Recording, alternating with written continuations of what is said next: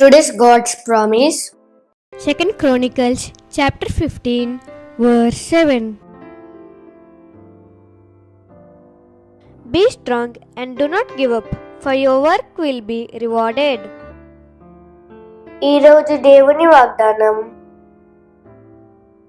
2 దినవృత్తాంతములు 15వ అధ్యాయం 7వ వచనం.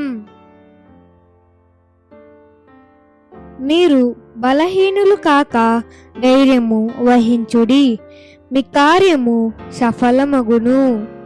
Prayer request to Susan Desi PR@gmail.com. We will pray for you. Like, share, subscribe. God bless you.